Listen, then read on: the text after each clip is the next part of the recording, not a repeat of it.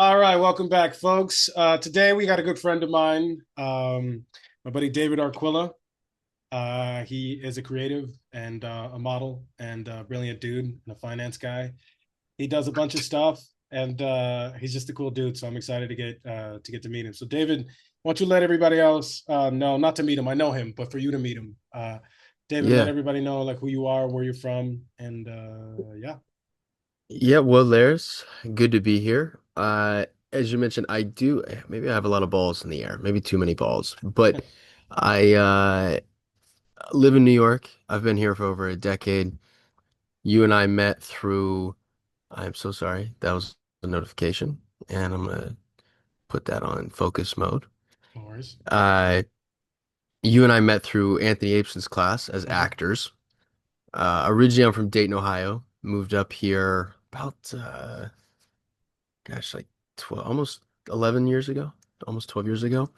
And so, yeah, I'm an actor. I model a lot. I do have a degree in finance, which I never went into finance per se, but I enjoy finance day to day. Like the markets are always movies and markets. Those are really fun to me. Love movies, man. And the markets, whether it's stock market or crypto. Bitcoin was kind of onto that a little earlier, uh, and then yeah, also uh, events I've produced, hosted, planned some really cool events over the years, New York Fashion Week events, corporate events, university events. So I've been doing that as well in between my time as a working actor and creator. So. Yeah, it's good to be here, Laris. I know we've been talking about doing this for some time and I'm glad we're finally connected. Good to have you, man. So you've been in events for how long? Oh, events. Gosh, 8 years. 8 years, 9 years, yeah. And what Off and got you into on. that? I was looking for part-time part-time work as an actor and model, right? So I didn't really find it. It kind of found me Hmm. and maybe like a lot of things in life. And I went to a networking event with one of my great friends and old roommates. And at that event, we're meeting a lot of people.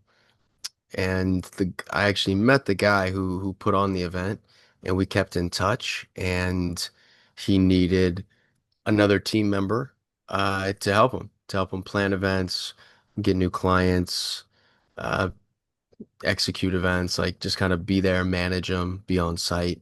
So I'm like, oh, this is perfect because with events, typically they're in the evening.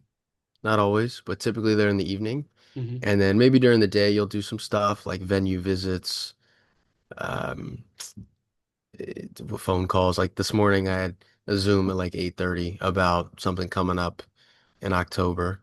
And so we'll plan that. But it's really cool to work around acting if I'm on set or if I have auditions or work around modeling if I'm booked for like a photo shoot or something.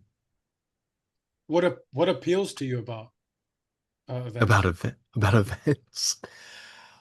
Uh, the flexibility was great, and oh man, that implies that I really like events and want to keep doing events. No, I do. It's like if I was, yeah, I'm working towards this, but blessed enough to be have a full-time acting income, or even if my agent sends me modeling work, like that's good. But in the meantime, to supplement, I've done a lot of events, and the schedule was cool. The money can be pretty good. Actually, like sometimes I'd work relatively few hours for relatively high dollar amounts, Right. and it could be hundreds a night, or I could make thousands in a few hours. And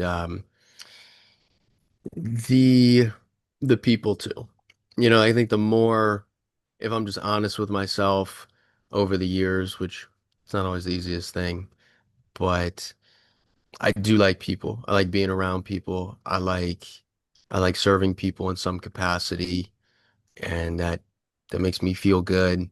makes me feel like I'm making a real connection. At events you have to make real connections. You have to be very present. And Mm, I was able to take that with me throughout my life. I feel like because at the beginning, maybe like any young 20-something-year-old kid, uh, y your social skills are good. Some people's are better, but like social skills you have to develop. And just because you can have a good conversation with somebody, try to do that, talk to 60 strangers in a room where you're like hosting the event and they're all coming to your event, but you don't really know them. But I have to go up and say, hey, how you doing? I'm David. Hey, thanks for coming out. Really appreciate you. Tell me about yourself. And I take that with me wherever I go in life. So whether it's on the movie sets I'm on, I used to do theater. I used to tour with theater years ago. Um, whether it's just any conversation, I try to. I used to do a lot of yoga, and I had a yoga instructor say, "I'm like, yeah, man, I've been missing yoga. I need to be here more." It's like I'm glad I got it in today. He's like, take yoga with you, right? mm, And I'm like, oh, I think I get that. Like I'm grasping that. It's like what you do in the class, you take it with you out in real life. What I do in events, my work, I'm taking it out. I'm learning all those skills and I apply them.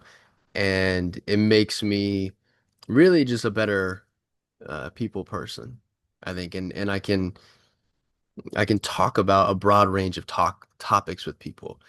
And I do find people fascinating. Maybe that's partly why I'm an actor, but mm. like the different occupations people have, I feel like I can always find some type of common ground we can talk about, whether it's art, finance, um, even like, cleaning or working construction or just weird stuff. But and events definitely forced me to do that because you have to meet a whole lot of people and be able to engage with them in hopefully an interesting way and just be very present and have a conversation. And once again, this person might be from Iowa or California or somewhere in Europe. Uh, maybe they've never been at that event, or maybe they have and they go to these things all the time. But you got to be able to engage with them. When you do events and you're planning them out, are you more of an operator planner or are you more Hmm of the kissing babies, shaking hands? Kissing babies. Both. Although I've never kissed a baby. But I've worked events with small children that specifically this one that comes to mind is for Irvine Columbia Medical School and New York Presbyterian Hospital. We helped them put on this event. It's called Team Cleft Day. And then the heads of it, the doctors, they're these craniofacial surgeons. So when babies come out and maybe they have some type of deformed like cleft, their Mm, lip, their palate, right, which that's like damn, that's awful. And so what this doctor he does and his team they fix, right? They fix these kids' lips so they can, kind of a normal looking a palette, and which is amazing. It's amazing work. And so that event is annual and we help them put it on. And so there's like a lot of kids running around. And a lot of times though it's setting up and logistics, like what is this going to look like, the plan, what's the venue going to be, what is the just the whole production, what's that going to mm, look like. I've done quite a few New York Fashion Week shows. Those can be super intricate. You have models, you have the designer, you have hair or makeup, it's like a lot of moving parts. So mm, we have to most of the time make sure from when we speak to a client and when we come on board, make sure all these things are good to go. So on the day of, we can execute. And sometimes we will be the main hosts and I'll give speeches and thank people for coming out, and then even be like an MC at times. Mm. And then sometimes I'm not doing any of that. I'm just making sure everything's smooth, like goes smoothly and flows. What the an average event, say, I mean, New York Fashion Week is kind of an outlier. That's a pretty big annual thing with a lot of moving parts. But an average event, say some sort of a charity thing, or say some sort of um, just an event, fundraising event and stuff like that. What is the planning process for? Like, how long does that take? Uh, Anywhere from a few weeks or a few months to I've had events very short notice to like a week. Can you find us this venue? We have 400 people and we're looking for something on super short notice. And then we're able to find it and then boom. And then most of the time when you find it, if there's not a lot of logistic setups, say there's no food involved, right? Maybe some drink, but we can negotiate drinks with the venue. It also, of course, depends what the client's budget is, but sometimes I will say the more I've done it, the easier it's become. So it's like sometimes I it doesn't take that much time, and then all I have to do is kind of show up on event day 30 minutes before and make sure everything's good with the venue management and the client. But normally it would be nice to have at least like a 2 week notice, I'd say, for something, and then something bigger. It'd be nice to have sometimes multiple months because they want to rent out a venue, and sometimes these venues book way in advance, Mm-hmm. and there's like a lot of moving parts. So, Do you have like a horror story of an event that you've done? I mean, 8 years, I would imagine. mm, Yeah. a horror story. Um, yeah, I mean, yeah, there's been some not so great things that have happened. Uh, I don't know if they're horror stories because at the end of the day, people are people are having a good time. Yeah. Right? I think people go to events just like they go to a movie. Like they want to have an experience. They want to have Mm. like, I'm here, I want to be in it, I want to be present, I want to be emotionally engaged. And if you're doing your job right, whether it's in a movie, so as a filmmaker, as an actor, like if you're doing your job right, hopefully the audience is engaged. And just like at an event, if we're doing our jobs right, everything is set up where the people who are invited, the guests, the clients, good to go. They're having a good time. The guests are having a good time. But yeah, sometimes we'll do like events for Columbia Business School, right? The university, Mm-hmm. and we'll put on events for some of their clubs. We've had stuff where we book it at a nightclub, and in New York, some nightclubs are nicer than others, right? Some are kind of jerks. And so sometimes we'll have a line of 200 people waiting outside and they're not getting in. The club's not letting them in as quickly as possible. We have our own door people downstairs, but sometimes the club kind of supersedes you and you have to go by their procedures. Mm. And then uh, there could be just stuff at the event. Hey, the food wasn't to our expectations, or they cut off our music early. We had our DJ paid for, and they cut it off at 10:45. It was supposed to go till 11:30. Um, and ultimately, yeah, sometimes that does happen. Uh, the horror stories, I've been super fortunate not to have too many bad events. If they were, yeah, sometimes the client just doesn't want to work with us again. And you kind of know, like there was uh there was a time because in events and then sometimes I'll get, hey David, can you take care of this thing? Right? It's not like a formal event, but it's like something at a nightclub. I don't know, get these people in or something. And I've done that, and I think it was these cheerleaders from Florida. I don't know, like the Jacksonville Jaguars or something. And we set them up at a really hot club and everything was fine. I'm like, okay, I was doing a favor for somebody. And then they wanted to bring some guys. I'm like, oh, that should be fine. And their boyfriends show up and it was not good. They could not get in. The club did not know you can't let them in, and they were not happy. Like I'm just like I thought they could go in. That's my bad, you know. But once again, nightclubs can be pretty stringent about who they let in and out. Oh, there was a time I didn't take all the heat. My boss did, but say we have this venue and we're doing a networking event, 60 to 80 people. That's what we think are going to show up. You guys give out one drink ticket. We're going to have our exclusive section. It's going to be a great partnership for us, for the venue, for the guests. And like, instead of 60 to 80 people, 30 people show up. That's horrible. And the venue's just not happy. And it's like, and then, yeah, people have yelled at like my boss. I do remember that. That was years ago. But it's like, oof.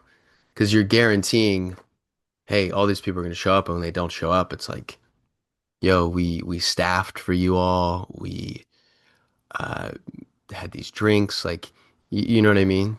Yeah, So, but if those are the worst things that can happen, then it's not that bad.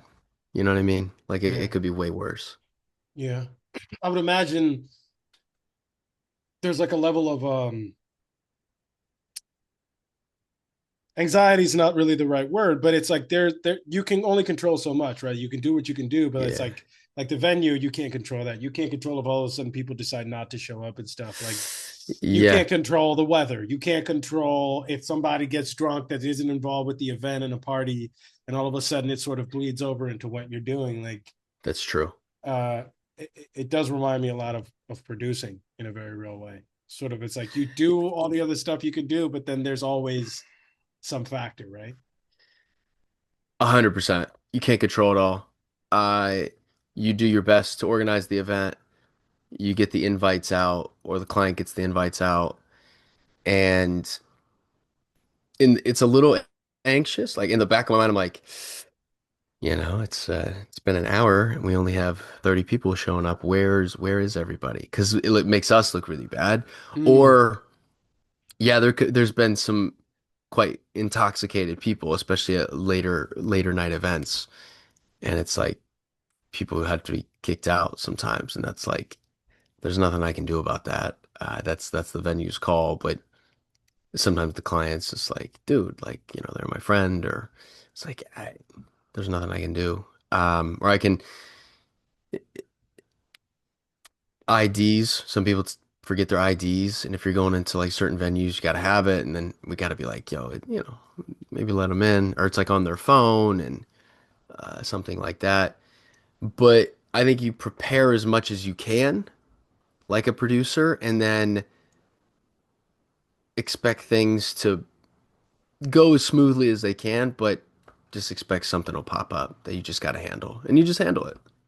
And you nice. keep a cool, calm face. Because if I'm anxious, right, or if I'm like freaking out, that just doesn't look good. That creates like more controversy, more of a scene for the venue, for the client. So I have to be just, all right, yeah, we'll handle it. It's gonna be fine. What can we do to, all right, let's solve it, you know? How have you applied those skills to your career as an actor? Uh, Speaking to people definitely is one. If I'm on set, even if I'm don't have a big role, or um, I'll speak to producers on set, directors, and just have a conversation.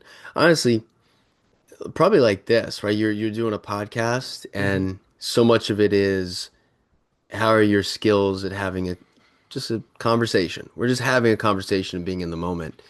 And I gotta tell you that doesn't come easy to everybody.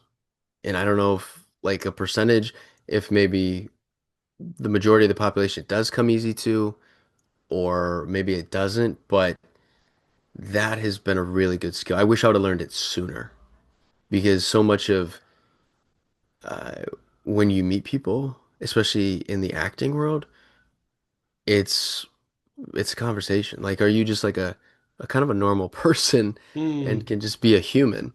I remember this is before COVID, going into auditions, and I was prepared. I wanted to be super prepared. And I'd have the lines, I'd have the sides. I'd be like, this is the character, it's me. I'm good. And we're gonna do this. We're gonna get it.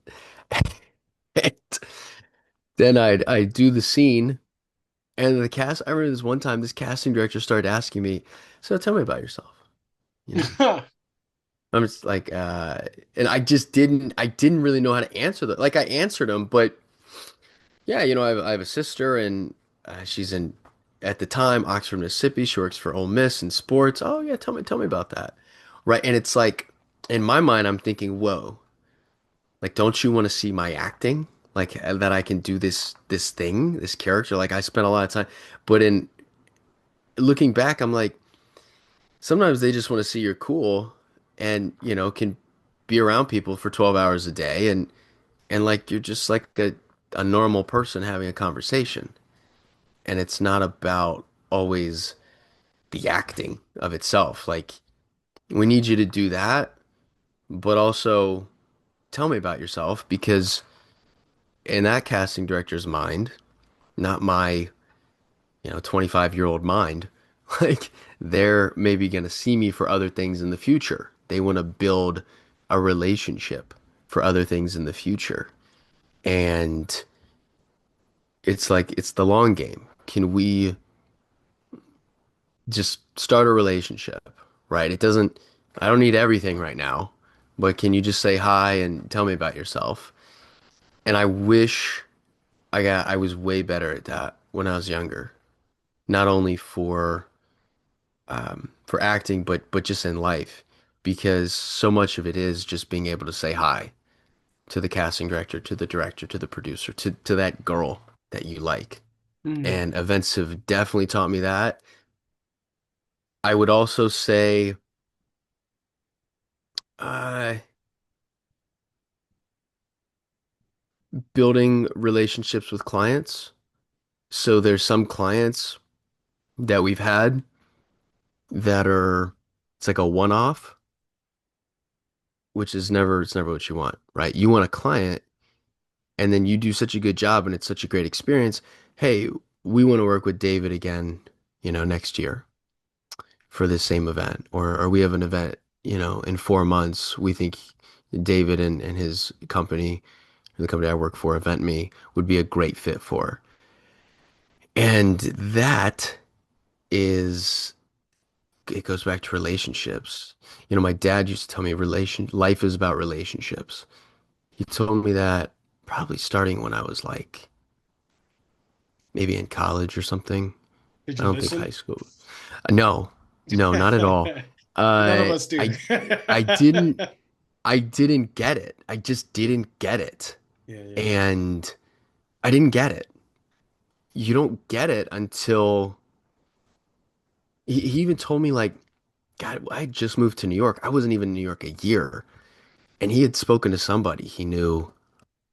I don't know if they were in LA or kind of in showbiz, not really, but like adjacent to showbiz. Mm-hmm. And the guy told my dad, he's like, my dad's name is Tom. He's like, Tom, assuming your son can do the part and act or model, whatever he's doing, which at the time it's like I did have to learn more skills. But he's Yeah. like, assuming he can do that, that business is all about relationships. And I'm like, oh, okay, I got it. I didn't get it. I didn't get it. And I didn't start getting that really until like recently. I think you can grasp something, but then if you don't fully grasp it, like life has a way of teaching you that lesson over and over until you're like, I got the lesson. All right. And I was on a Zoom a few days ago. I'm representing investors out of India who want to invest in American TV and film. Hmm. And I was on a was on a Zoom with the head of a distribution company, a movie distribution company, for a lot of indie films, some like non-indie films, but they're not studio films, but like, he's making money. Like it's like this is good. This is good. And I'm hoping, we can find some type of project where it's good enough for our investors to invest in. And he is a distributor, but he knows projects, or maybe his business needs our investment in some way. And he even said on the call, he's like, you know, we really just want to start a relationship here. And Mm. if we do business down the road, that's great. And if there's something, all the better. But we're just trying to get to know each other. I, I want to tell you guys about what we're doing. I want to hear about what you're doing. And we're just starting a relationship here. And this guy, Scott, I met him a couple months ago at the Tribeca Film Festival, which doing events helped me probably just walk up to people and say, "Hey, how you doing? I'm David. I was like, I like your suit, And then you just get going. And it turns out he may have something that is of interest to me, and I may have something that's of interest to him. And why not say hi? So we kept in touch, finally got a meeting with him, and he's probably like, 50s, 50s, 60s. He's based in LA. His company's in LA. He's been in show business for decades, right since college.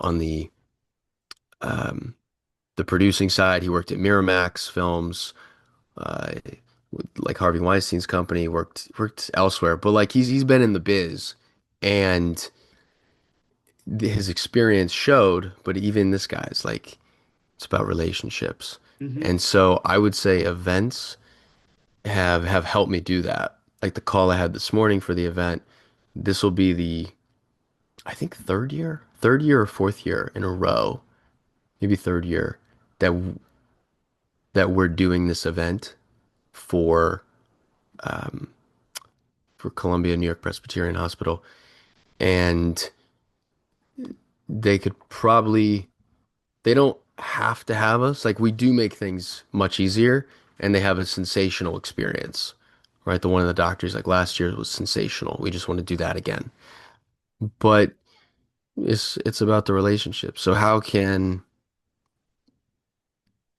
our value, and if we like working with somebody, and if they like working with us, how can we keep that relationship? And that is definitely, I find, in the acting world, super important as well. Uh, and events taught me that. A lot of things taught me that, but events, it's made it more clear. Nice. You're from Dayton, Ohio, Yes, I am. the Midwest. Yeah, Uh, man. are people are people as nice as we think they are? Is there is some of that not? That's Everybody from the funny. Midwest I've ever met is like super nice, but I've met a couple Yeah. of people from the Midwest that are like, not everybody's that nice. It's just sort of what's on the surface. So, what's the story with that? Mm, I think people are kinder in Yeah. certain ways. I have hypotheses about this Okay. because our population density and cost of living is so much less than the East Coast. Sure. In New York City, people are almost an obstacle, and they're almost a hazard sometimes of Mm. getting in your way. If I'm walking down my least favorite avenue, 8th Avenue, it's just there's people everywhere, and it's just like, and you're just like, man, I just wish people weren't even here. Like this is ridiculous. Um, Right. This is in ridiculous. it's just ridiculous. There's so many people, And they're all and doing this at the buildings. they're all doing this. If it's tourists or if it's people on their phones way Yeah, yeah, more, yeah, the yeah. past like what post COVID, it it becomes and like, traffic, right? It's just everywhere. And so in the Midwest, you don't have that. You don't have that population density. So I think when somebody walks by on the street or like you see them because you're not seeing people all the time, you can just you can nod, how you doing? Like, say what's up, like or just come chill. Like, you know what I mean? And I think that has a lot to do with it. Um, maybe not, because I'm sure there's other super dense cities in the world. Maybe people are nicer, quote, nicer than New York, but Mm, I think New Yorkers are usually okay. Like they're just there's no time, There's right. everybody's like going somewhere. In the Midwest, you got time. Time moves slower, you know. Like it's a different space-time continuum in the Midwest. Like it just moves way slower. Um, I would hear a song lyric when I grew up from a bunch of songs like flies by in a New York minute or Mm, something like that in music songs when I didn't live in New York.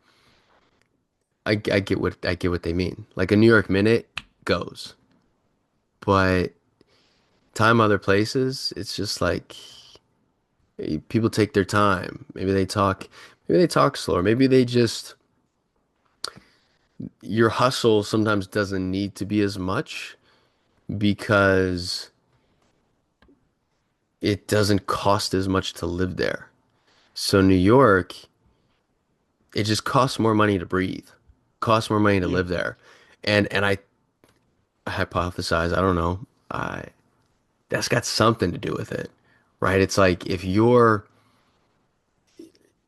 maybe when you're young, but you can't just like if you let time just kind of pass by in New York like that, there's a price to that. The Yeah. price of letting time pass by in Dayton, Ohio, it's less of a price. Like if I only have to pay 650 in rent or a mortgage in Dayton, Ohio per month. Now, maybe you make less, but as a percentage of your income on average, I would imagine it's less. Housing is a less expense as a percentage of income than it would be in New York City, right? I think that has something to do with it. And yeah, man, people they're just chill. Now you'll meet some jerks in everywhere you go, and Mm, I knew some guys, definitely knew some guys like that. Um, but yeah, I don't know. Maybe it's culturally as well. right. Like it's just different culturally. Um, but yeah, it is a weird thing. It is like you're probably right. Like people from Ohio, probably like I don't know. You meet like a lot of nice, kind people, chill. Um, I find everywhere has that like that thing though. If somebody's from California, I can. It's oh okay, I get that. From the Bay Area Hmm. or LA, you can just kind of even if they don't have a strong accent, just the way they operate, the way they maneuver, Right. in their behavior. It's weird, but and it's more subtle in different ways. Like if they don't have a super strong accent or. But yeah, Ohio, yeah, man. I think people are on the surface pretty kind and pretty genuine, but I am biased. But yeah, you'll find jerks too. Why did you decide to move to New York as opposed to LA? Uh, I had one connection in New York City. Hmm. I had zero connections in Los Angeles. Looking back, would I have done it different? Maybe, maybe not. Hindsight's 2020. Yeah. So I had what in a place like Dayton, Ohio. I don't know how it is in other places. I imagine it's quite similar in smaller cities across the nation, especially 10, 15 years ago, right? Uh, being an actor, being a model, like doing something in entertainment or the arts, it just wasn't really a thing. It wasn't Yeah. really an option as a kid. What stunned me, I came here, I was able to get connected to a modeling agent. My cousin, who was from Dayton, Ohio, but left when she was pretty young because she got into modeling like very early Mm-hmm. as a child and had a very successful career. 70s, 80s, like Cindy Crawford, if you know who that Mm. is, that Yeah. era, 90s, like kind of back when modeling, first off, it paid more often times. And if you were good, there was a lot of work. And, you had to have the look, you had to have the goods to a certain degree. Like supermodels, th tastes change, fashions change, but it's today's world, it's quite different. But like she did very well and she connected me with an agent and I'm like, okay, I'm gonna try this. My parents like, yeah, try it. He's gonna try it, do it. Which was I don't know. I don't know if it was surprising or if it's like, oh, okay. Because I had put my time in for college and studied finance. That's kind of what people did. You went to school growing up. I played a lot of sports. There wasn't too many plays or art stuff, like maybe some, but not really. And then you went to high school, you go to college, or you go to trade school, you get a job. It's whatever, kind of typical. But I took a different path. I had that connection.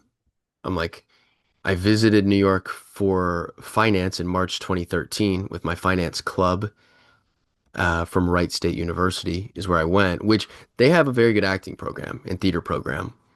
Tom Hanks has a building there now. It's like the Tom Hanks Film School or something. When I Wow. met Tom Hanks, that was my icebreaker. I was on a set he was working on called The Post, and that was like my opener. Thank you for the film school at Wright State University. And because you got to say something, right? It's Yeah. Tom Hanks, but Was he and cool? he was cool. Tom Hanks Yeah. was He cool. he seems like a cool Looking, dude. he was cool, man. Looking back, gosh, I mean that was 2017. 2017. That was yeah, it was like 8 years ago, July of 2017. Um, I would have also. I wish I was a little looser, just a little Sure. looser. Sure. Like at the time, like I could say hi, but sometimes certain opportunities come and you have to seize them. You got to grab them by the balls. If you don't, whoosh, you don't know Yeah. when they come again. Yeah. God gives you an opportunity. The universe, there's something that happens and it's like, here you go. And if you're not ready, whoosh, it's taken away and those opportunities may not come for Yeah. another 6 months or 6 years. Like, and so that's just prepare and be ready always. Uh, but I chose New York, as I was saying, just because I had a connection and I liked New York and I've liked it. Uh, I've had a girlfriend for some time and then I had friends move up here after me, which was kind of interesting. Which once again, hindsight's 2020, but would I have done it different? Would I have just gone to LA and just say to have the guts, the spine, the balls to be like, yeah, I went to college, did finance. How about I just go to LA? I'll become an actor. I'll take classes. I'll train. Maybe just get a job in finance, but just do go all in on LA, right? Because eventually I wanted to get into acting, but at the time it seemed like getting into modeling first was like an easier path. Yeah. And I don't know. That's what I did. And so you can always look back and say, well, if I did it this way instead, maybe it would have gone like this. But yeah, so that's why I chose New York. I Yeah, I had think. my Sorry, cousin. go ahead. Go ahead. No, yeah, I had my cousin. Yeah, and she just set me up with an agent. I said, okay, let's go. Nice. I think. I mean, we can play that game all the time. It's like maybe You if I had done right? this, but it's there's you made the choice you made with the information you had at your disposal. Like I have to remind myself of that. I'm like, I could get like, Yeah. but like really upset about myself. It was a mistake I made, but I didn't know any better. If I knew any better, I would have done better. I would have made a better choice. And it's just like, at the end of the day, I do believe that what's yours is yours, and no one can take it away from you. Even if you do get deviated for a second, you always come back to center, so long as you're always trying to come back to Mm, center, right? I think, and this is a conversation you and I were having. Like, I think a lot of artists who are pursuing this take for granted the fact that we made the choice to do it. You know what I mean? yeah. Most Yeah. people don't. Most people Yeah. are from small town wherever, and they have Yeah. dreams, but they just believe that they can't ever achieve them, so they decide to take the safe job at the factory, or the safe job at the pharmacy, or the safe job at the post office, or the safe job, whatever. And maybe they do pretty well and they provide for themselves and stuff like that. But at the Mm, back of their mind, if they really have that thing, they always wanted to go to New York, or they always wanted to go to LA, or they always wanted to go to Atlanta, or they always wanted to go to London, but they just didn't pull the yeah. trigger. And we did, you know? And so it's like, I do believe in directional accuracy. Like if you're directionally accurate, it'll course correct and you'll get back to where you are. And I do these podcasts, but I also coach Shakespeare and I coach other actors, and I'm also an actor myself. And it's like just being around actors helps me to regulate myself and put me back on course. You Oh. know, because it's like we're friends, right? And it's just like you're doing a Hmm. thing and you're killing it and you're booking and doing the whole thing.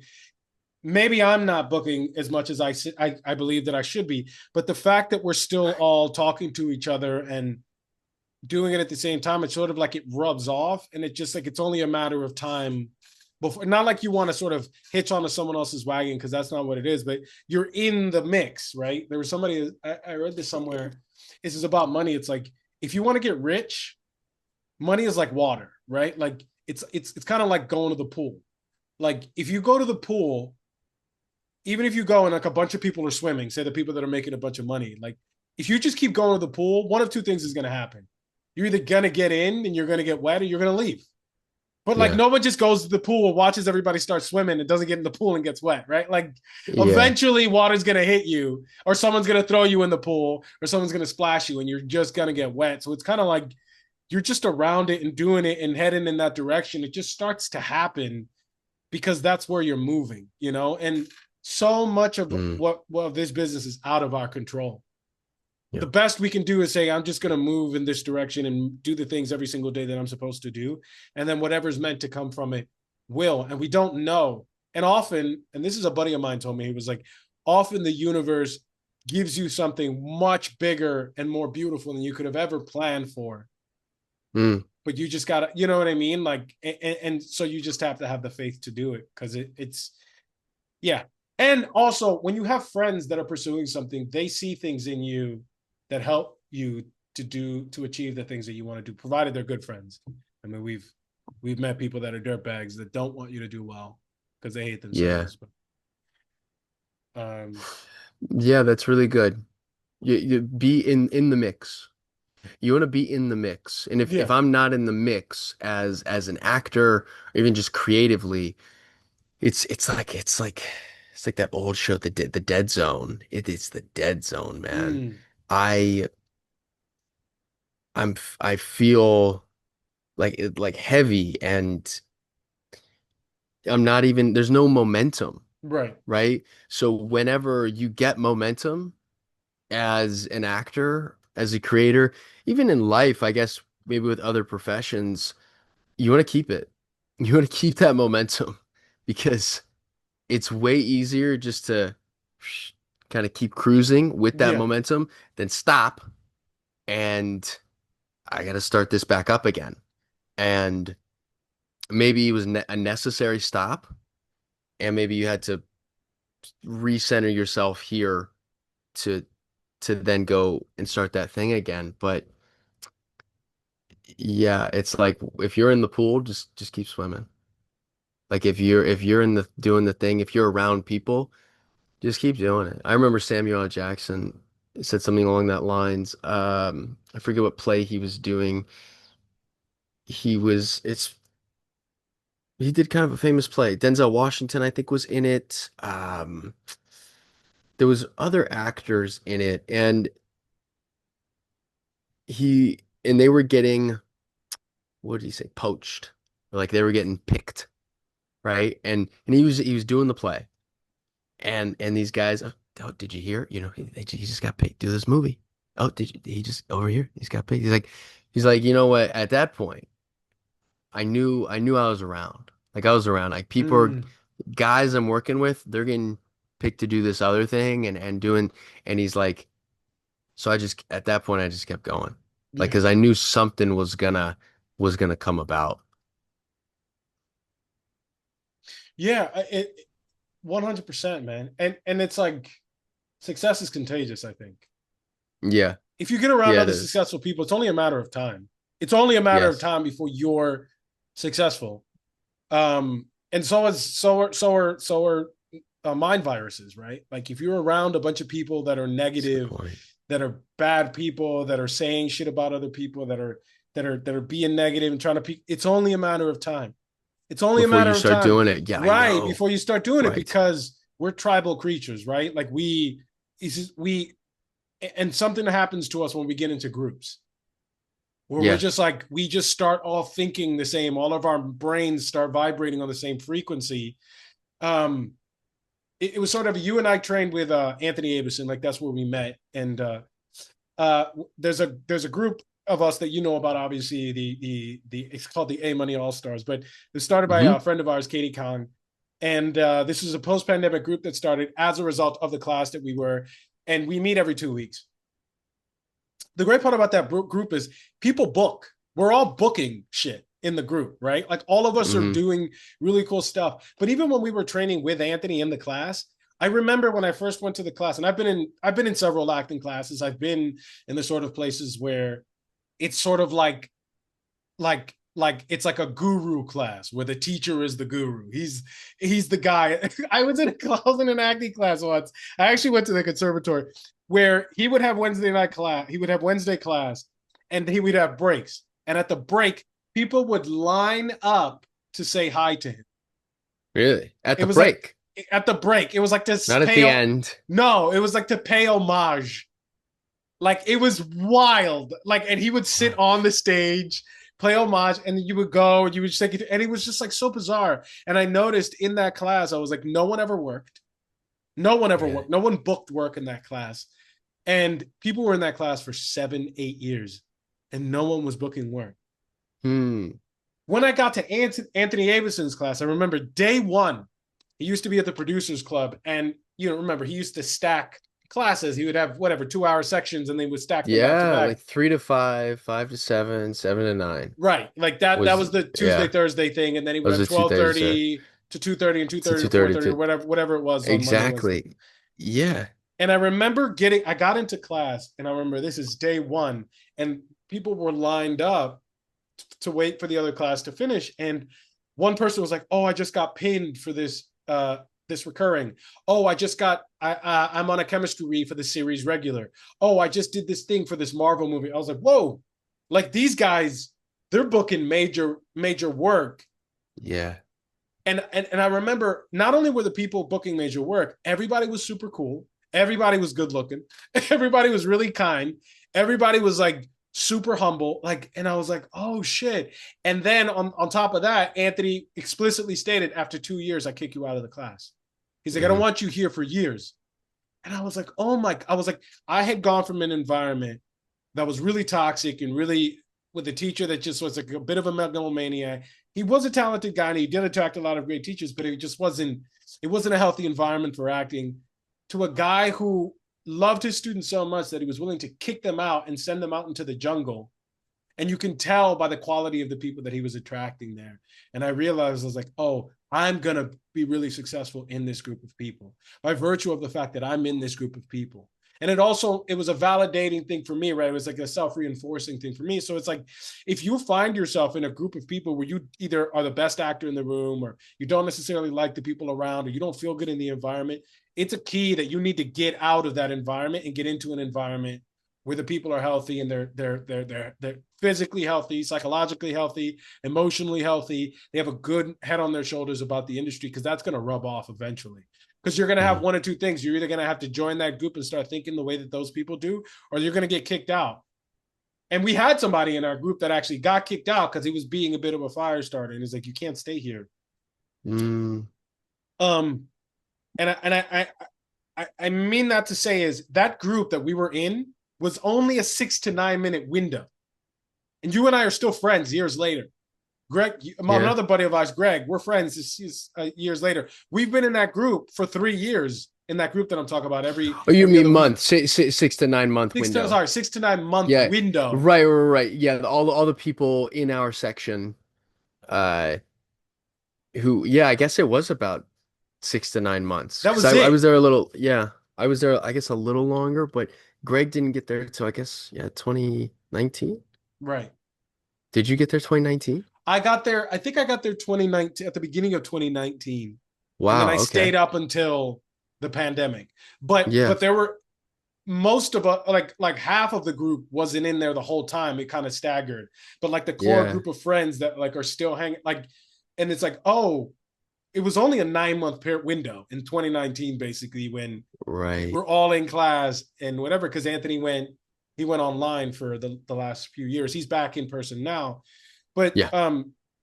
the point being, it's like in that class, a group of us went to con. That's One of wild. us won two Tonys.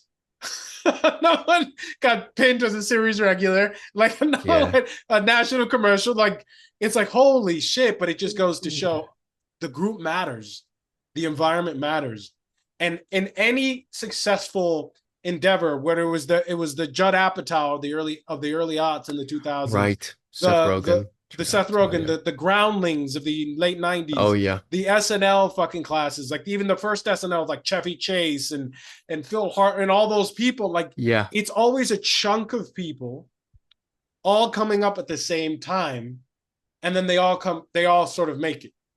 Hmm. But it's because they all were doing stuff, and you feed off of it. It was to your point. You just keep going, and then Yeah. eventually the market, the industry, it rewards you just because you're still around and just because you stayed with it.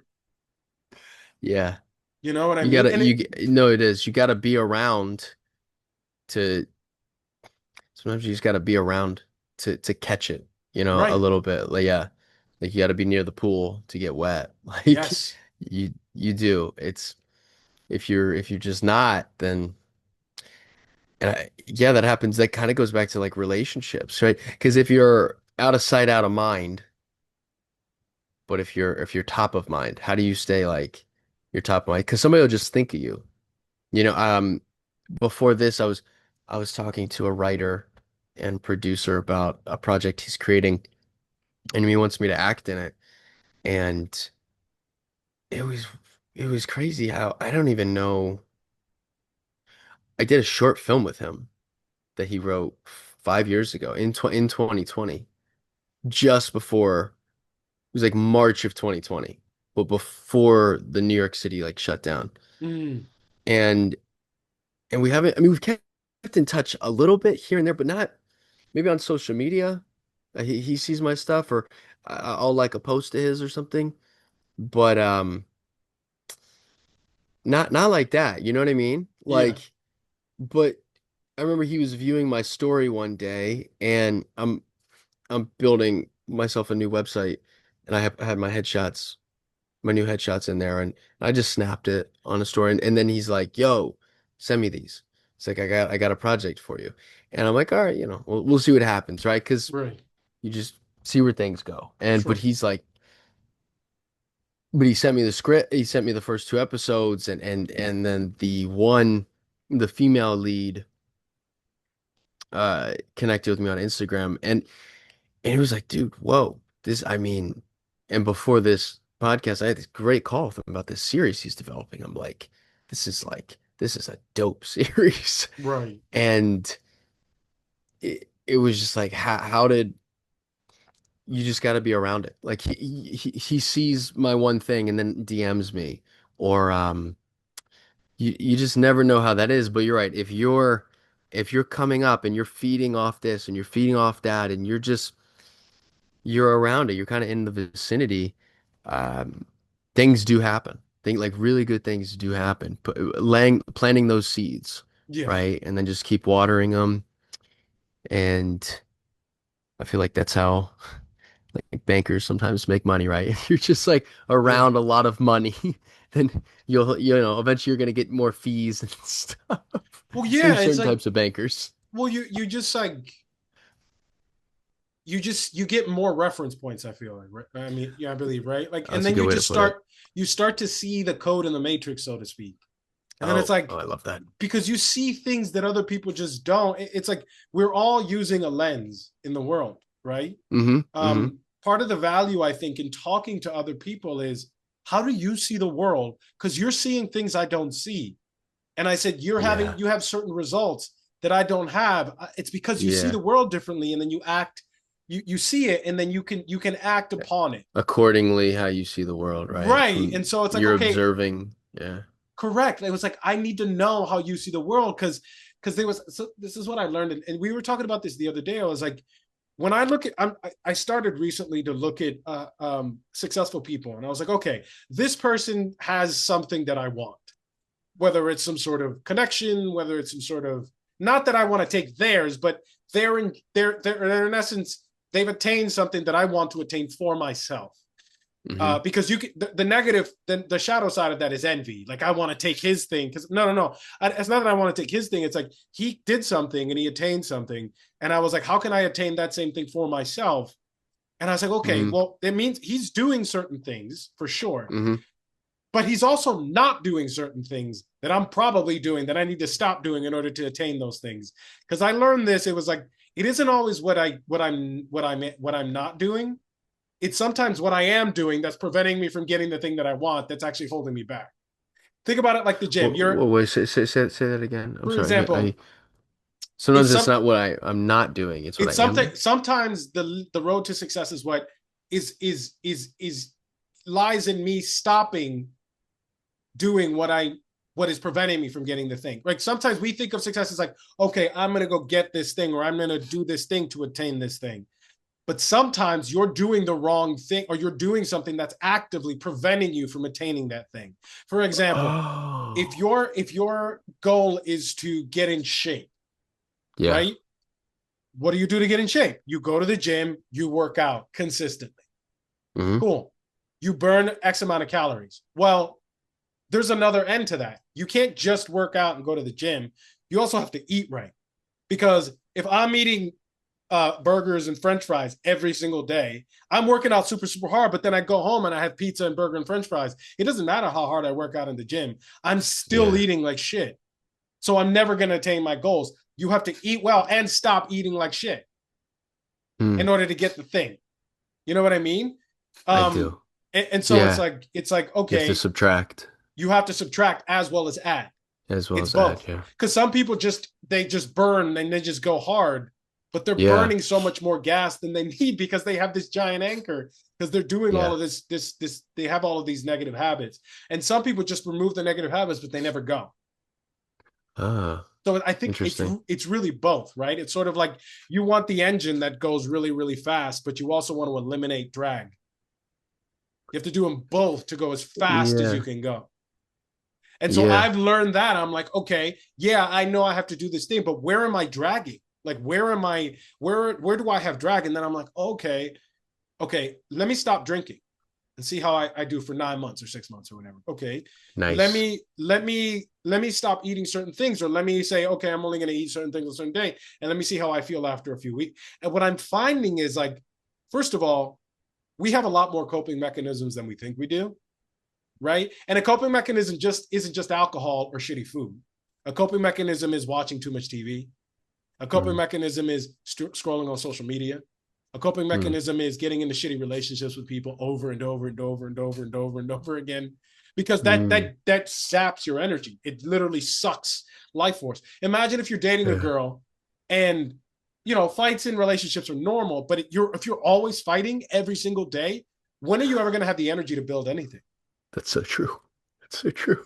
It Like sounds horrible if you're just fighting every day. every single day about the stupidest little things. It's just like you don't have any other energy. You have no life force left over to build, to do something. Yeah. This goes back to the thing. It's just like, because I grew up in a very negative, toxic environment. And Okay. my normal for me was toxicity, manipulation, relationships hurt. So Yeah. I was like, oh, relationships are supposed to hurt because that's what was modeled for me. And then when I got around healthier people, I realized I was like, this is weird. Like, why? What do you mean? You're not insulting me. You're not fighting about. You're not fucking. Wait a second. This is. I don't know how to feel. Like, I literally would like push those relationships away and go back to really bad ones because that's what I knew. Even though it hurt to be in that relationship, I felt like shit. I felt drained. I couldn't do anything. I couldn't focus. And like that's what the thing was like, oh, I need to eliminate these elements from my life in order to attain the things that I want to. Because first of all, the positive people don't want to be around somebody who's dysfunctional. They don't Yeah, that's a good point. because they're functional. They're positive and They're they're functional. healthy. Yeah. Really, like you and I work out, right? You're in fantastic shape. Do Yeah. you really want to be around a bunch of people that are smoking and drinking and eating garbage every day? Oh yeah. No, no, you're right. I probably that's like my old life. You know what I mean? Like I mean I used to do a lot of that stuff and I still worked out, still work, still you can get away with stuff when you're 21. 17, 18, 19, 21 years old, right? You got dragon blood when you're 21, bro. Yeah, I know. You got Dragon blood, that's so funny. you're like superhuman, bro. You're That's 21. so funny. That's so true. Like you can get away with a lot, man. Yeah. You can pound alcohol and still wake up, hit the gym, Right. go to school or go to work and like and you'll figure you get through it. Like you just get through it. Yeah. But when I slowed down significantly due to like unfortunate legal circumstances, uh you definitely hang out with the people you're doing that stuff around less. Yeah. And if that's kind of what brought you together, not maybe you had other stuff in common, but ultimately like partying brought you together. If you quit doing that, it's like you're gonna just people are gonna become less in your life Mm-hmm. because the activity you were doing, you're just not doing it anymore. And then Right. if you conversely start like working out more, you're gonna start hanging, maybe just being influenced by people who are more into that lifestyle, working out, eating healthy. Um, Even just like you said, making money, people who are working, making money, trying new businesses, actors who are really working and booking. Like the more you're giving energy to this thing, Mm-hmm. I think the more it's going to show up in your life. And then the less you're giving energy to this thing, the less it's going to show up in your life. The catch is, I know for me, sometimes I give energy to things and I worry about things that I have very little control over. Such as. And even if they're negative, um, I th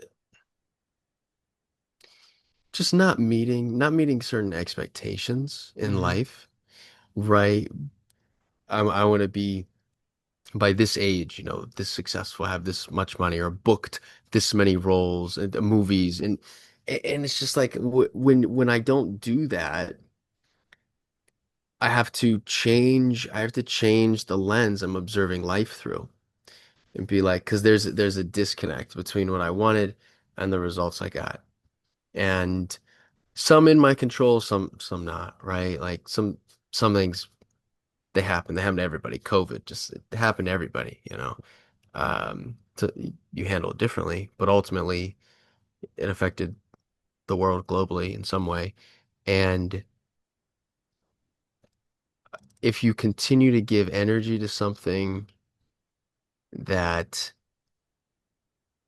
was in your past, or like, man, I haven't made it. I'm supposed to be here. I'm not there yet. It's like it's taking away to what you can do in your future. And Mm. that's something I have done.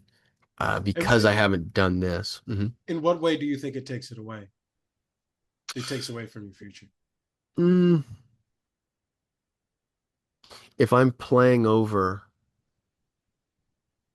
like what I should have done, what I could have done, what I wish I would have done, or wish I would have happened, then I'm not in the present, and I'm not seeing all the great things happening in the present, nor am I planning potentially enough for the future to make those things happen that didn't happen, right? Say I wanted to be, um, say I wanted to be a supporting role in a studio film, right? Right. By this date, by 2023, I don't know. And it didn't happen. It's like, okay, if I spend too much energy on looking at that and looking at it as like a failure and giving focus to that and saying, it didn't happen, man, how am I gonna just keep moving forward? I mean, you do. We all just keep moving forward, but we can still be stuck in our past. And if I am, I'm missing everything that's happening in the present, all the good moments that are created right now, because ultimately the only thing that exists right now is the present, Mm. right? The past exists on our minds, but it doesn't exist outside of our minds, right? It did happen. Um, like the Earth was created 4.5 billion years ago, but like we weren't there. We read about it, we study it, but like ultimately the only thing that is happening is right now. And if I'm siphoning energy from what I want right now in this moment into the past, that's robbing me of what I can do right now to affect where I want to go in the future. And if if I'm focusing on even the movies, like, oh, I want to book this role. Okay, instead of like, what do I need to do? It's like if I'm focusing on the lack of it, if this didn't happen the way I thought it would happen, or in the future, I don't know what's going to happen with AI, and um, AI is getting really good, and it's like I don't even know if I should keep doing what I'm doing. It's like, what's the point? It's like these are out of my control. Right. One thing, it did happen. It didn't happen the way I thought it was going to happen, but that's in the past. The other thing, stuff's going to happen in the future, not now. Now I just can do what I can control. And if I put my energy fully there, I think that's where magic really happens. And as an actor, right? Like when you're just present in the scene, whether it's on a movie set, shooting a TV show, or in a theater, it's like that is where the magic happens, right? Like that is so fun as an Mm. actor. That's why I really love doing it. Um, and I love multiple reasons, but like because I love movies, and the way they have made me feel growing up as that kid who I wasn't in the business at all, but I grew up on movies, and as an audience member. But when you get to create right there in the moment, and when you get to be in that scene, you don't know what's going to happen because you're truly present. Just like this conversation, if we're truly present, we don't know what's going to happen. Hmm. We're not planning it. We're just being here. And if you're here, if you're available, man, I think like God just he can put miracles in your life, man. It's astounding. It's astounding what I've witnessed, and um and also know when I'm not in the moment, and I'm worrying about something that already happened or something that could happen, and it's like, oof, that's not where I want to be personally. Does that I, make sense? yeah, totally. How do you pull yourself back to present when you find yourself, when you catch yourself being not being in the moment? Uh,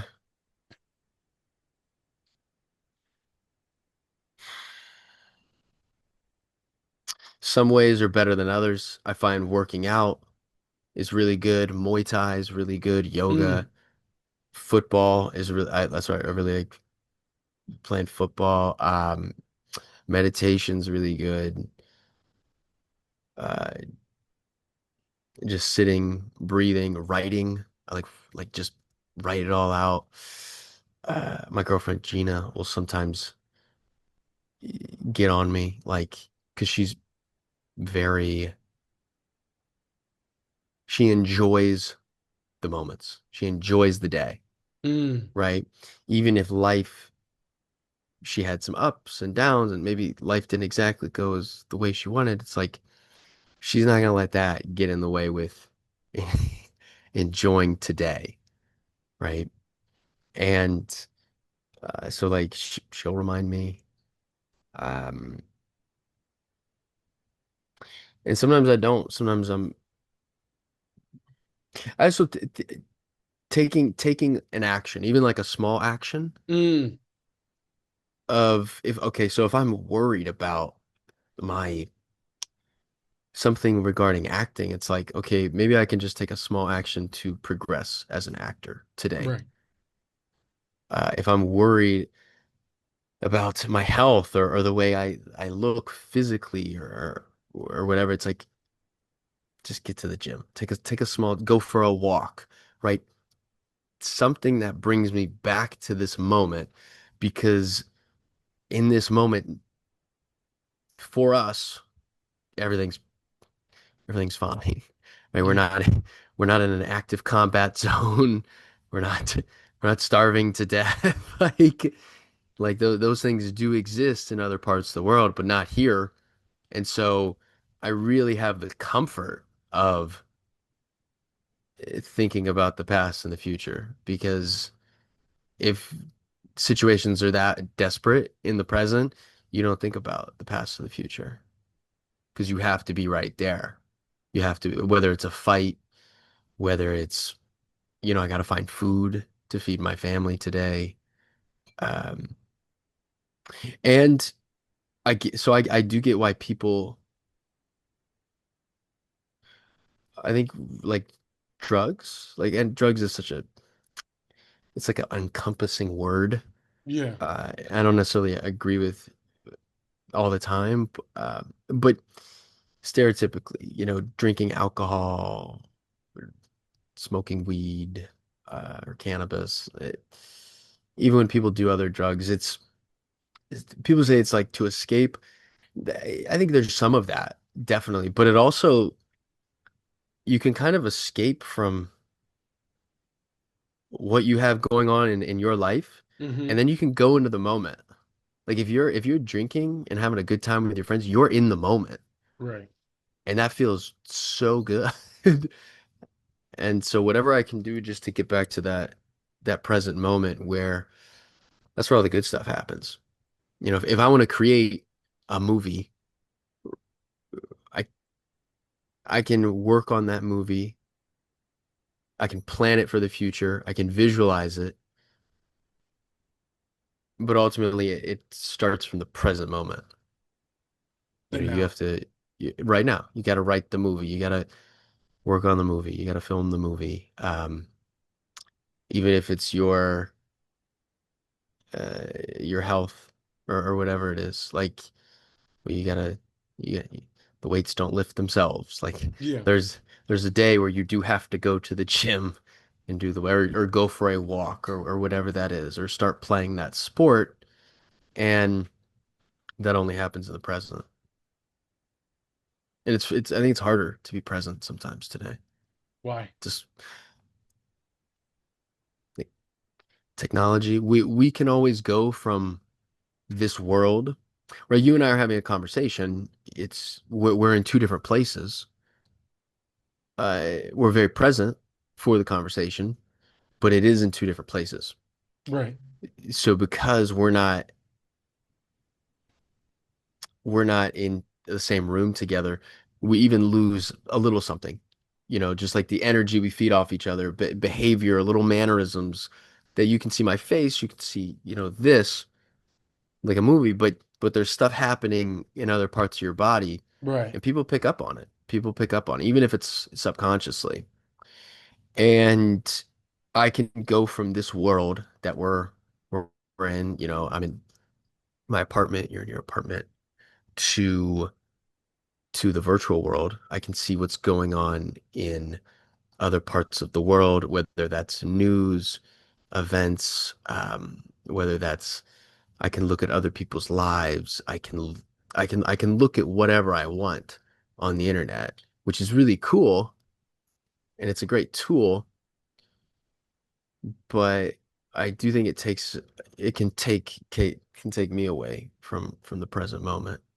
And and yeah, we're at a really interesting point because it's almost like what for some people what happens virtually online, it can be more real Mm-hmm. than the 3D space their physical body is embodying. Right. And so that I don't know if we've ever been at a time in humanity like that. I think we are now. I don't think we have. I've thought about this.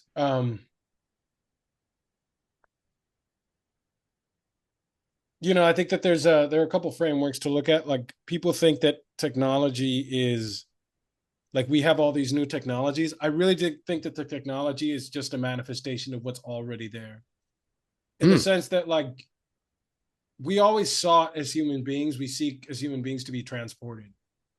Because life's Oh. life's hard, right? Like It is the present moment. It is hard. Like life can be super hard. yeah, and reality is hard and we're gonna die and there's no escaping it and we're getting older. Like there's no, if you look around, especially if you're in a major city, Wow.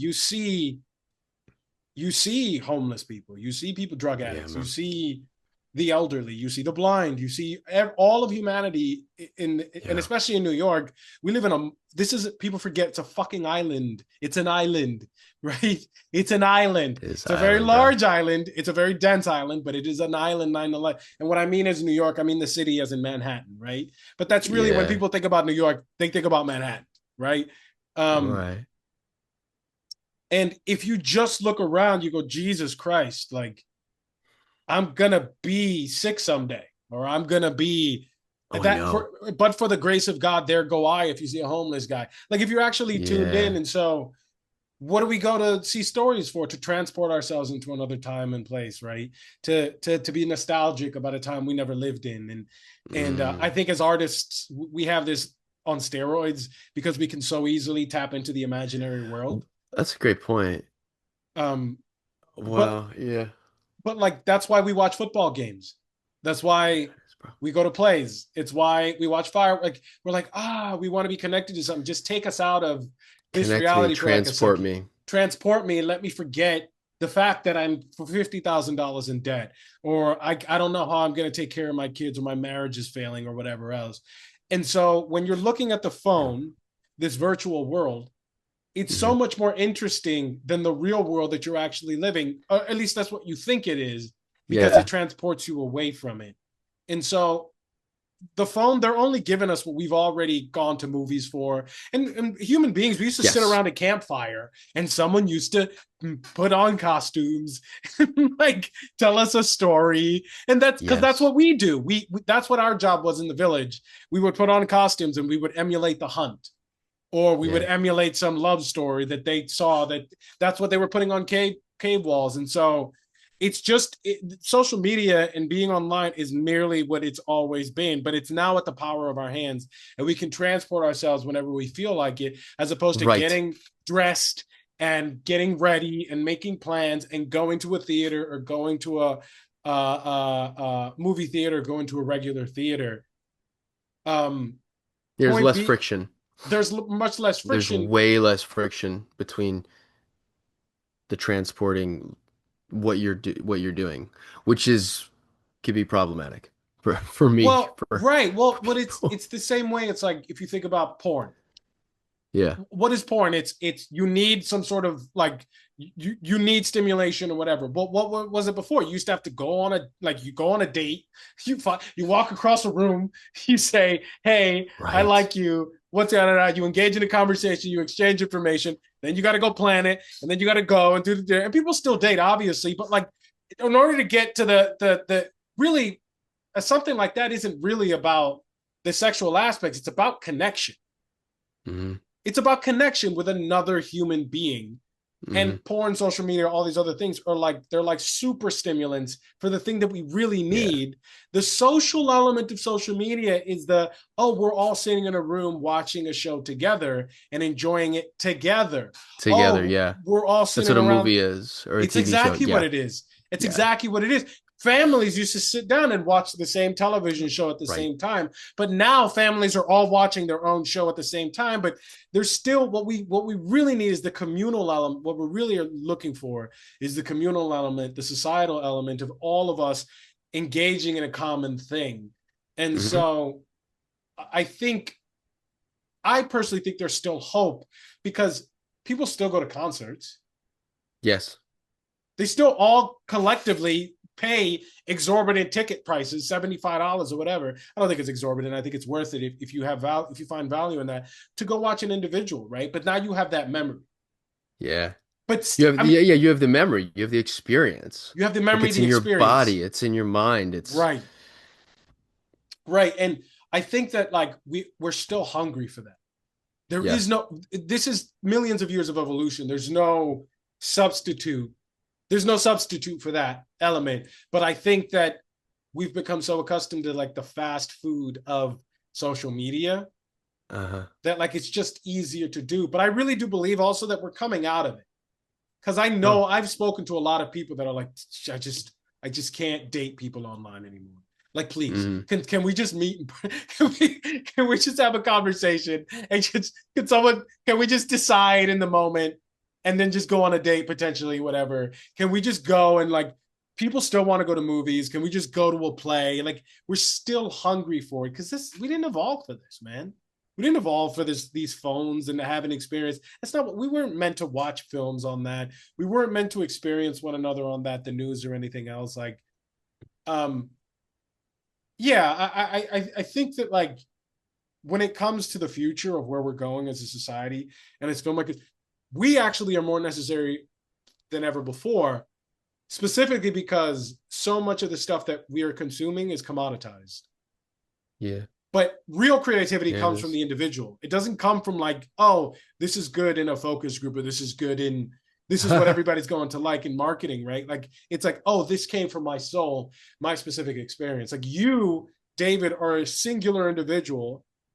You have never existed and you will never exist again. And Hmm. therefore, you have to tell your story because you have a unique perspective on the way that you see the world. And if you don't share it and if you don't create, we miss out on. It's why Yeah. I think having kids and creating life is so important because you're literally recreating humanity in your own image. And it could be, I think it's really important to have physical children, but just the things that come from us, Hmm. right? Like I'm not in your brain. I could never create the thing that you want to create exactly the way that you want to create it Right. because I couldn't do that. It would be impossible for me to do it. I would have to be in your brain with your specific experiences to do it. Yeah. Wow, that's do you do you think you said what you think we're coming out of it. Yeah, So do you that's so interesting. You think we're coming out of it. I was gonna say, do you think the world we're going into, so you think it looks less like kind of the Matrix or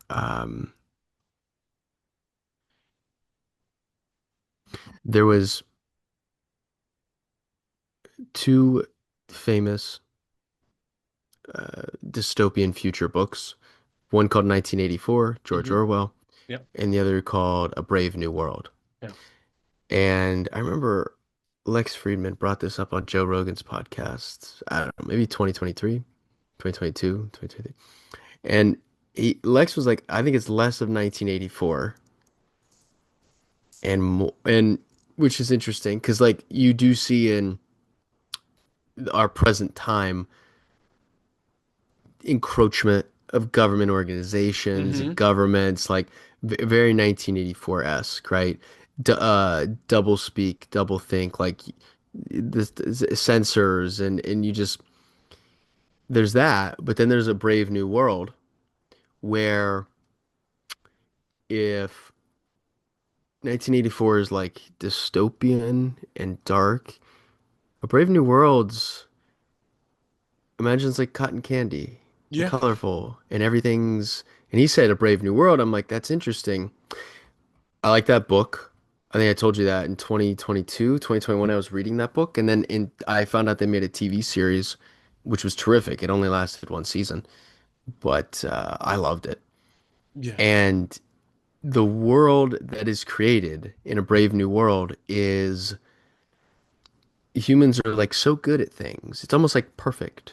They can create people in a lab. Mm. And in the lab though, right, you get assigned to be an alpha, a beta, like an A, B, C, D, or E, Right. right? And there's a class ranking, right? If you're an alpha or a beta, you don't, the epsilons, the E's, like they're like the workers, Yeah. the underclass, and then also like everything's laid out for you. It's all um, people see people's rankings.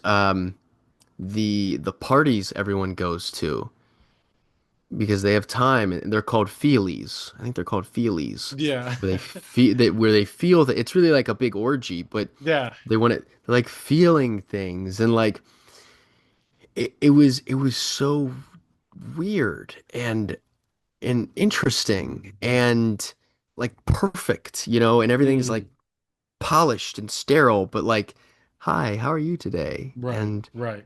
smiling and everybody, oh yes, and isn't it a beautiful world?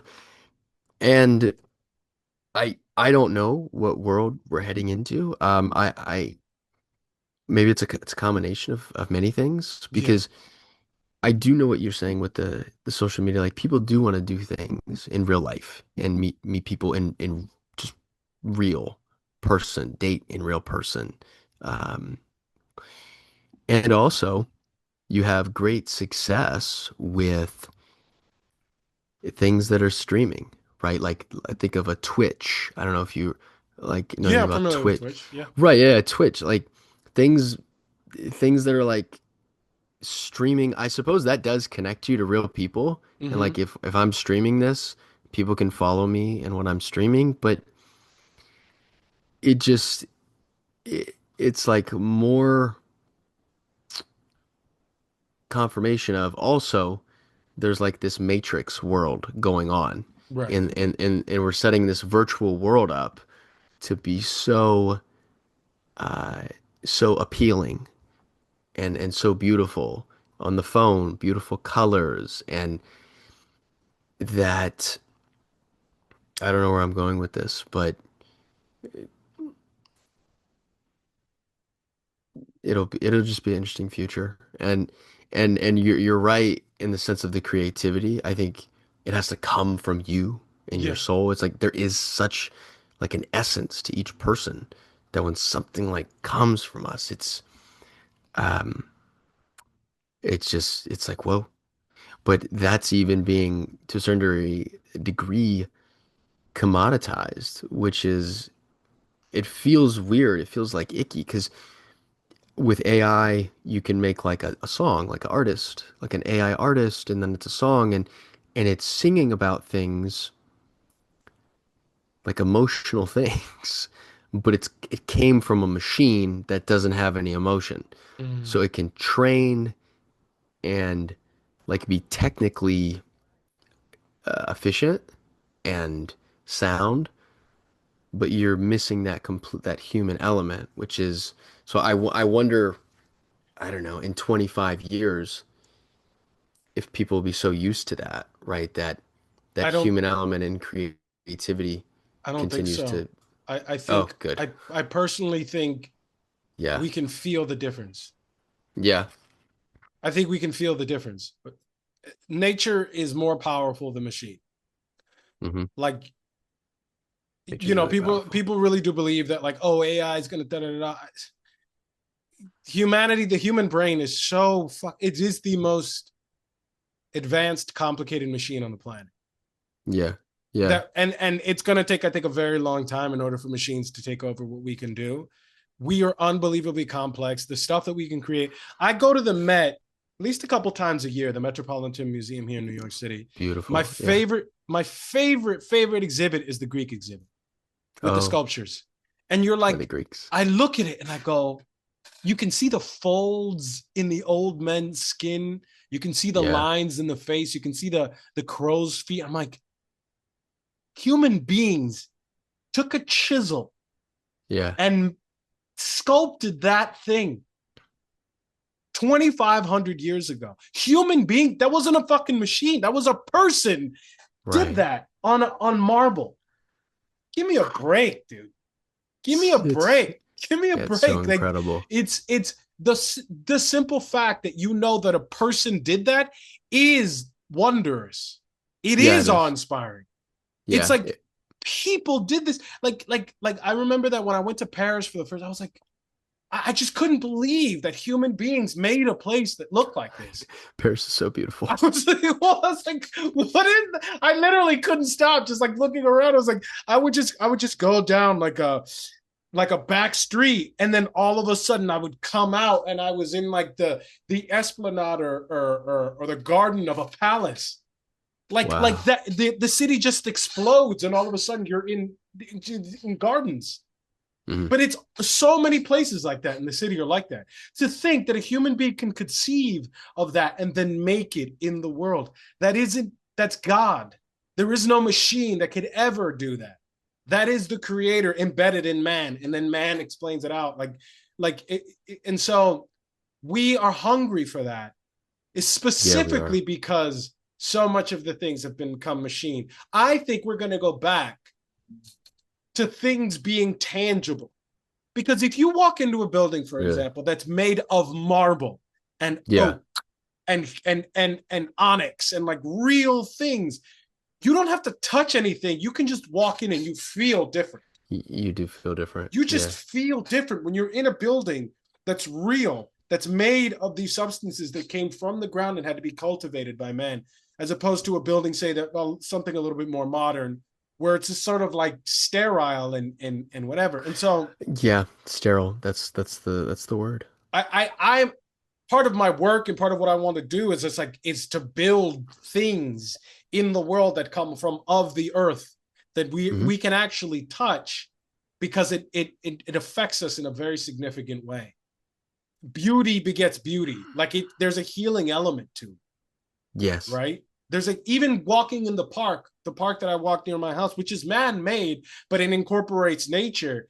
It's literally, I feel like a new man when I just walk around, and I walk up in the hill and then I Hey, come back down. Like I feel like a you new feel man. better.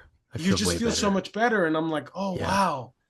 And there's a part where you walk where it's like um you walk down and you walk up, and there's this archway that I think used to have Yeah. chandeliers on it in Really? the park near my house. I think so, because there's like holes in the ceiling, but they Wow. obviously took them down, or something was hanging from there or whatever. It might have been some lighting fixture that's how they used to light it at night. But it's like these archways built from marble and stone, and just walking through it, and the composition of it on the eye, like Hmm. my eye just loves like how it's composed. Like when you go into St. Patrick's Cathedral and you look up at the vaulted Oh ceiling, you're yeah. like, whoa, dude. You feel Yeah. like the smallness, but the grandeur of it. And I think we need to, I hope, well, part of my thing is like to return to that, so that Hmm. we can heal on a soul level and create even more beautiful things I do think we're coming back into a renaissance because so many people online, even in person, are like, dude, this isn't working. This ain't Yeah. what it's about, man. We're That's missing good. something here. I'm glad you're optimistic in that way. Yeah, I think so. I'm optimistic in when it comes to humanity anyway, because this is this. I think we come into these cycles as human beings, right? Where we think that we don't need the things from the past and then we sort of discard them and then we go, actually, Yeah. it's like when your old man was like, yo, it's about relationships, like whatever. And then you just like lived your life and now you're finding out, you're like, oh, dad was right. Okay. Yeah, he's Like, right. It's like you think you know it. It's like, okay, yeah, I got it. Okay, let me, yeah, yeah, but yeah. I got it, dad. You're old, bro. Like, what do you know? And it's like, no, dad, he's just lived longer. But it's the manifestation. If you think about the father is meant to represent civilization. hmm Like nature, the mother is mother nature, but civilization is supposed to be the father, right? Hard boundaries, walls, structure, these things. And so it's like fathers pass down that wisdom. Civilization passes down the wisdom of the past. That's why all of those great philosophers from the ancient Greece, if you just read the stories, you're like, oh, this dude was going through the same shit I was going through 2,500 years Right. ago. Like Yeah. he was getting into a fight with his girlfriend. Like what the? He had a bad day, and he was like, I was like, oh my god. I was like, I thought all this new shit. I thought I was new. No, That's this so ain't new. true. I'm not brand new. This guy, this Mm, Greek, God knows where, whatever Socrates was like, nah, bro. It's the same shit. I was dealing with the same shit before. Only, yeah. uh, anyway, but like I think that if we're open to it, that our lives can be better for that, and our art is better. And I think that's my mission. Is like, how can I bring all of that great wisdom and that great beauty from the past and bring it into the future, and then just hmm have it become anew? Because that's really what it is. If you take all the good stuff instead of throwing the baby out with the bathwater of the past hmm through this vessel, which is brand new, you bring the old with you, and then you bring the new. It's the story of Oh the yeah. Trojan War Uh-huh. in the Aeneid. Have you ever read the Aeneid? The Aeneid? The Aeneid. It's you read the Iliad about Troy, Odysseus Yeah, and I the know the Iliad. Odyssey. I'm reading the Iliad currently. But you're not talking about the Iliad, the Aeneid. I've never read the The Aeneid. Aeneid is like the Roman version of the Iliad. Oh, So really? yeah, so the Aeneid Oh. is about Aeneas, who was a Trojan prince, hmm and he was one of the surviving princes of Troy. He was one of the last hmm survivors of Troy, and the Wow. legend has it as he founded Rome. So there's a couple Roman origin myths. So there's Remus and Romulus, who were hmm suckled by the she-wolf, hence Rome, where the name was. And I think Romulus killed Remus and then Yes. founded Rome. And then Aeneas. So Aeneas was the last prince. In the ancient legend, as they were sacking and burning Troy, he put his father on his back. Priam, as his last act, gave him his sword, and he said, where whoever carries this sword carries Troy with him. Oh.